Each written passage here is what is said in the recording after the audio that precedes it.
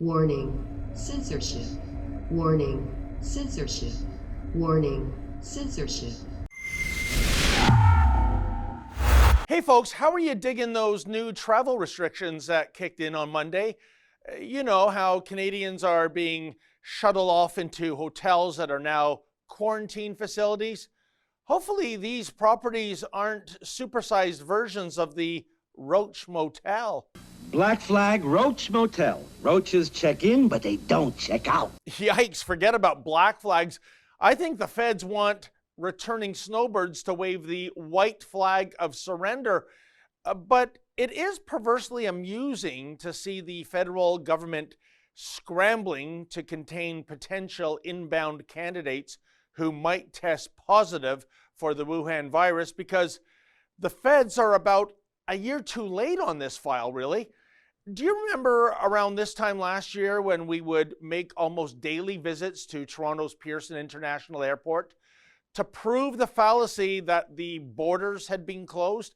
Well, maybe the bridges were closed to non-essential vehicle traffic, but international flights were still coming into Canada around the clock, including up to 10 flights a day from China. Yeah, you know, the country of origin for the Wuhan virus. Indeed, one of the reasons that Taiwan makes for a model country in terms of how to deal with the Wuhan flu is that this nation didn't shut down its economy, but rather moved quickly to ban flights coming into Taiwan from the various virus hotspots. So why didn't we do that same strategy so many moons ago? Well, the answer is that it would be potentially racist to do so, you recall.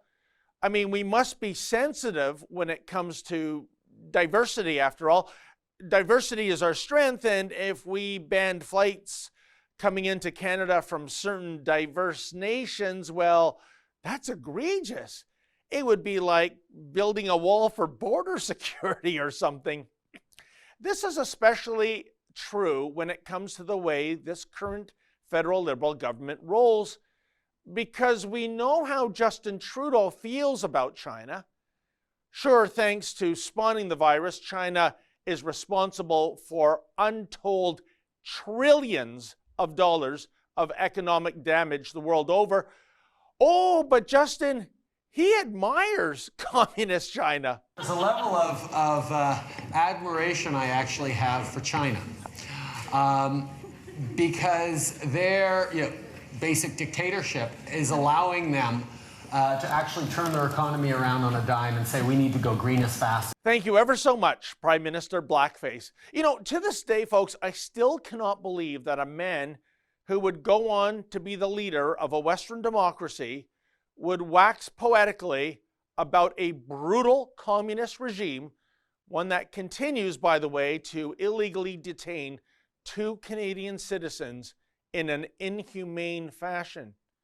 In any event, going back to a year ago, those in government and the bureaucracy and academia were oh so hypersensitive about racism when it came to the coronavirus file. Indeed, we were sternly informed that the very name of the virus is the uber generic COVID-19. Now, more often than not, I continue to refer to this bug as the Wuhan virus.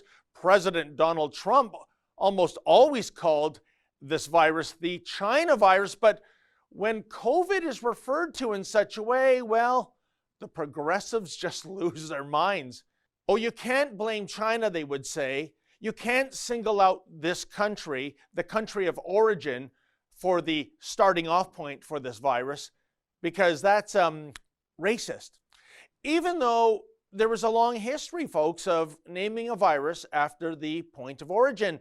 So it is that the West Nile virus is so named because it was first discovered in the West Nile area of Uganda. Lyme disease was first recognized back in 1975. Researchers were investigating why unusually large numbers of children were being diagnosed with juvenile rheumatoid arthritis in the town of Lyme, Connecticut, and 2 other neighboring towns. Gee, do you think maybe West Nile virus and Lyme disease are racist terms towards Ugandans and the fine people of the great state of Connecticut? Yeah, I know Ugandans and Connecticutans, they're not races, but that doesn't matter to those who are race obsessed. Still, this is how we roll in the world today. China seems to have favored nation status. We're not supposed to embarrass China or anger China. Hey, they might just stop shipping stock to Dollarama. And as such, we really better not call this pandemic the China virus or the Wuhan flu because, well, like I said before, pinpointing a virus's geographic origin, should it originate in China, is an act of racism. And so it is, we must forever refer to this virus as COVID-19. COVID-19, isn't that a planet in the Star Trek universe situated somewhere between Rigel 4 and Uranus? Still, isn't it downright odd that the variants of COVID-19 are named after the geographic hotspots from which they originate?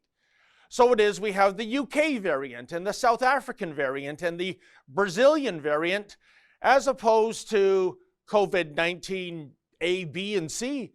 Good golly, why does the World Health Organization hate the UK and South Africa and Brazil so much? That's an excerpt from my daily show, The Ezra Levant Show. Every day I do a monologue on the news of the day, then I interview an interesting guest, and then I read my hate mail. You gotta subscribe. Go to rebelnews.com.